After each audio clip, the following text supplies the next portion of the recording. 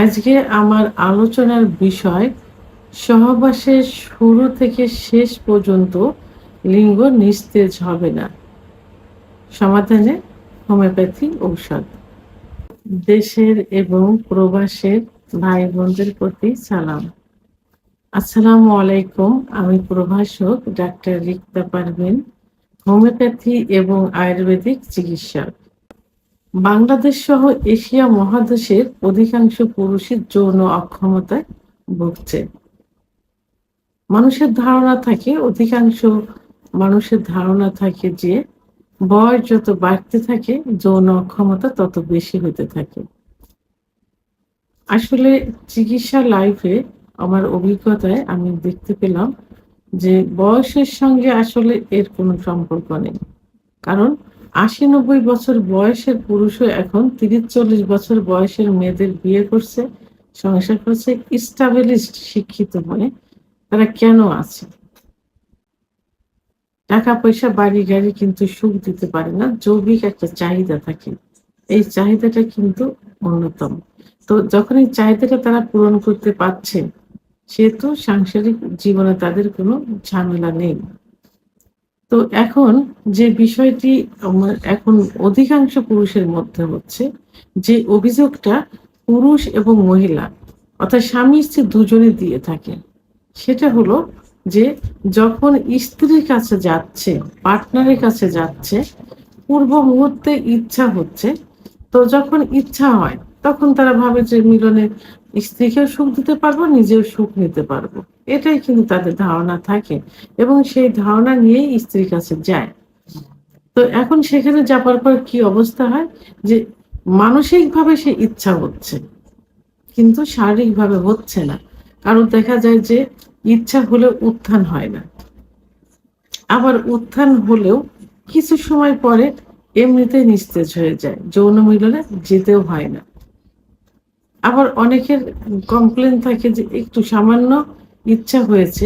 এটা অনেকের কমপ্লেইন থাকে যে তারা যদি উত্তেজনামূলক কোনো ভিডিও দেখে, সেক্সমূলক কারোর সঙ্গে কথা বলে অথবা সেক্সমূলক কোনো আ ই ধারণা মনের মধ্যে আসে, তখন সামান্য উত্তেজনা হলে লালা বিজলা অর্থাৎ আমরা যেটাকে বলি মিউকাস ভেঙে নিস্তেজ হয়ে যায়। তো এই সমস্যা হয়ে থাকে। অর্থাৎ স্ত্রী পার্টনারের কাছে গেছে, সহবাসের ইচ্ছা হচ্ছে, লিঙ্গ উত্থানও হচ্ছে। বাট কিছু সময় পরেই লালা বিজলা ভেঙে লিঙ্গ নিস্তেজ হয়ে যাচ্ছে। আবার অনেকের দেখা যায় যে স্ত্রী পার্টনারের সঙ্গে সহবাসে ইন হওয়ার পূর্ব মুহূর্তে অর্থাৎ যোনি স্পর্শ করা মাত্র বীর্যপাত হচ্ছে। অথবা ভিতরে দেওয়ার পর সঞ্চালন হচ্ছে, যৌন কার্য চলছে। বাট কিছু সময় পরে আ বীর্যপাত ছাড়াই নিস্তেজ হয়ে যাচ্ছে। ১ম বার এভাবে হলো। ২য় বার কিছু সময় পরে দেখা যায় শারীরিক একটা ইচ্ছা আসছে। কিন্তু মানসিকভাবে লিঙ্গ আর দাঁড়ায় না। অর্থাৎ ২য় বার আর যৌন মিলনে লিপ্তই হইতে পারে না। এই যে সমস্যাগুলো, এই সমস্যাগুলো এখন অধিকাংশ পুরুষের হচ্ছে। সেটা কিন্তু বয়স্ক পুরুষদের শুধু না। এখন ২০-২২ বছরের ছেলেদেরও এটা হচ্ছে। এর থেকে কম বয়সের ছেলেদেরও হচ্ছে। যারা বিয়েই করেনি এখনো। এজন্য আমি চিকিৎসা দেওয়ার শুরুতেই বলে থাকি যে বিবাহিত না অবিবাহিত। অবিবাহিত আ ১৮, ১৯, ২০ বছরের ছেলেরা যদি এভাবে বলে, তাদের চিকিৎসা দেওয়ার মতো কোন মন মানসিকতাই থাকে না। কারণ তাদের সঙ্গে কথা বলতে এই বিষয়ে লজ্জা করে। তো যেটা হোক এটা যে আর এটা হয়ে থাকে তাদের সঙ্গ দোষে, অল্প বয়সে বিভিন্ন যৌন অত্যাচার করে এই সমস্যাগুলো হয়ে থাকে। তো এইজন্য যেটা যে উত্থানজনিত যে সমস্যা, এটা শুধুমাত্র বয়স্কদের ক্ষেত্রে না, যুবক, মধ্যবয়সী এবং বয়স্ক সবার ক্ষেত্রে কিন্তু এই সমস্যা হয়ে থাকে। পুরুষের সেক্স কিন্তু নষ্ট হয় না। মৃত্যুর আগ পর্যন্ত একজন পুরুষ বাচ্চা দিতে পারে। যদি তার সেক্স হরমোন, শুক্রাণু, গ্লুকোজ, ফ্রুক্টোজ, ম্যাগনেসিয়াম পর্যাপ্ত পরিমাণে থাকে। এমনি ২৫ এর পরে যে পুরুষের সেক্স হরমোন কমতে থাকে, আর একটা গাড়ি যেমন চলে ইঞ্জিনের উপরে, পুরুষের সেক্স লাইফটাও চলে কিন্তু হরমোনের উপরে। আর এই পুরুষের সেক্স হরমোন টেস্টোস্টেরন হরমোন 25-এর পরে যে কমতে থাকে, অতীতে কিছু কারণ এবং 25-এর পরে যে অতীতে হস্তমৈথুন, বিছনায় ঘর্ষণ, স্বপ্নদোষ, অতিরিক্ত যৌন মিলন, 25-এর পরে যে সংসারের ঝামেলা ঘাড়ে চলে আসে, সাংসারিক চাকরি, ব্যবসা-বাণিজ্য, ডায়াবেটিস, উচ্চ রক্তচাপ, আ আ কোলেস্টেরল, হার্টের সমস্যা ইত্যাদি কারণে যৌন অক্ষমতা আসে অর্থাৎ টেস্টোস্টেরন হরমোন কমে যায়। কমে গেলে এই যে উত্থানজনিত সমস্যা বললাম, এই উত্থানজনিত সমস্যা কিন্তু যৌন অক্ষমতার একটা পার্ট। সেহেতু এই অ্যা 25 এর পরে যে কমে যাওয়ার পর কিছু ওষুধ আছে, সেক্সুয়াল কিছু চিকিৎসা আছে যেটা আ যার কোনো পার্শ্ব প্রতিক্রিয়া নেই। অনেকে অন টাইম বিভিন্ন থেরাপি, বিভিন্ন বিকল্প ধারার কিছু চিকিৎসা নিচ্ছে যাতে উপকারের থেকে ক্ষতি কিন্তু বেশি হয়ে যাচ্ছে। সাময়িক কিছুটা সে উন্নতি দেখে, তার কিডনি ড্যামেজ হবে, পরবর্তীতে এই অন টাইম এ কাজ করবে না এবং পরে কোনো চিকিৎসাতেও আর কাজ হবে না। এজন্য পার্শ্ব প্রতিক্রিয়ামুক্ত যে মেডিসিন যে চিকিৎসা সেটা হলো হোমিওপ্যাথিক চিকিৎসা। একমাত্র হোমিওপ্যাথি চিকিৎসার মাধ্যমেই সম্পূর্ণভাবে এই যৌন অক্ষমতার চিকিৎসা দেওয়া সম্ভব। তবে হ্যাঁ, দীর্ঘমেয়াদী কিছু ওষুধ খেতে হবে, সেটা ধৈর্য সহকারে খেতে হবে। আর একবার ঠিক হয়ে যাবার পর পরবর্তীতে যদি নিয়মতান্ত্রিকভাবে কিছু আ মা খাবার খেয়ে যায়, তাহলে এইটা আর কখনো নষ্ট হয় না। তো আজকে আমি এর জন্য এই যে তো যৌন মিলনে যাবার পর লিঙ্গে যে নিস্তেজতা চলে আসে এর জন্য ৫ টি হোমিওপ্যাথি ওষুধ নিয়ে কথা বলব। ১ টি শক্তিকৃত ওষুধ এবং ৪ টি মাদার টিনচার যেটা কম্বাইন করেও কিন্তু খাওয়া যেতে পারে। ১ম এ যে ওষুধটি বলব সেটা হলো কোনিআম, কোনিয়াম অনেম। ১ম এ অনেম দিয়ে শুরু করতে হবে। তো এই অনেম অবশ্যই জার্মানি ওষুধ হতে হবে। আপনারা শুধুমাত্র ১ গ্রাম কিনবেন জার্মানি। ১ গ্রাম কিনে অ প্রতিদিন সকালে আচ্ছা এই ওষুধটার যে লক্ষণটা বেশি দেখা যায়, সেই লক্ষণটা হলো যে আম কোনো সেক্সুয়াল মূলক কোনো কথাবার্তা বললে স্ত্রীর কাছে গেলে লালা বিজলা ভেঙে যোনি স্পর্শ করা মাত্র অথবা লালা আ ম মিলনে লিপ্ত না হলে বীর্যপাত না হওয়ার আগেই তার বীর্যপাত হয়ে যায়, হয়ে নিস্তেজ হয়ে যায় অথবা বীর্যপাত না হয়ে এমনিতেই নিস্তেজ হয়ে যায়। সেক্ষেত্রে কোনিয়াম খুব ভালো কাজ করে থাকে যেখানে লিঙ্গের খর্বতা চলে আসে। তাই এই অনেম ওষুধটি অনলি ২ ফোঁটা করে সকালে খালি পেটে জিহ্বার উপর দিয়ে খেতে হবে এবং দুপুরে খালি পেটে জিহ্বার উপর ২ ফোঁটা খেতে হবে ৭ দিন।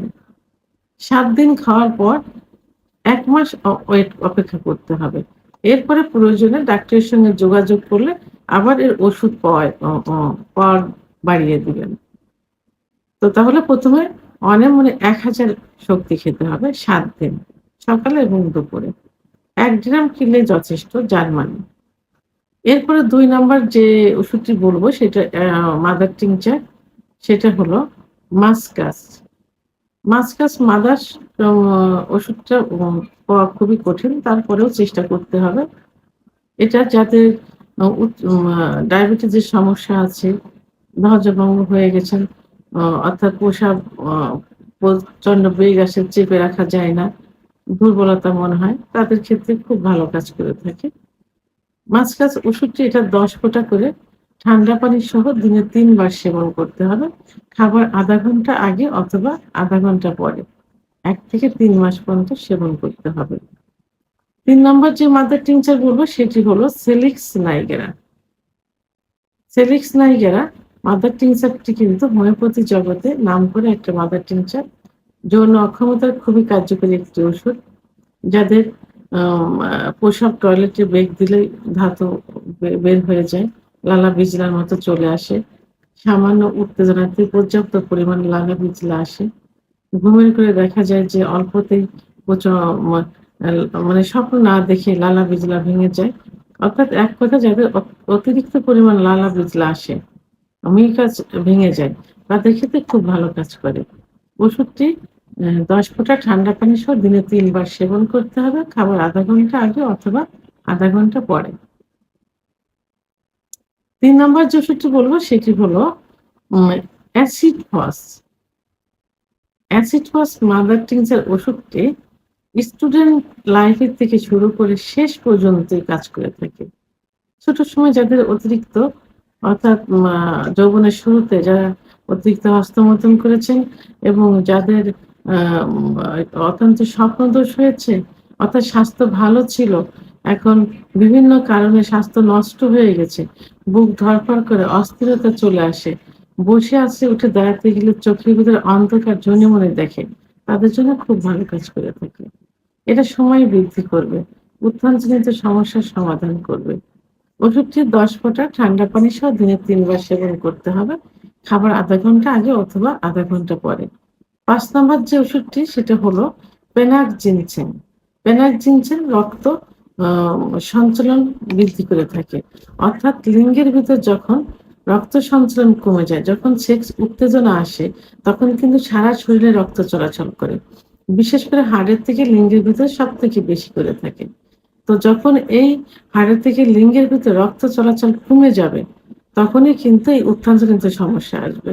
অর্থাৎ সহবাসে গেলে উত্থান হচ্ছে কিছুক্ষণ পরে নিস্তেজ হয়ে যাচ্ছে। তো সেই ক্ষেত্রে পেনাকজিনসেন খুব ভালো কাজ করে থাকে। ওষুধটি ১০ ফোঁটা ঠান্ডা পানি সহ দিনে ৩ বার সেবন করতে হবে। খাবার আধা ঘন্টা আগে অথবা আধা ঘন্টা পরে।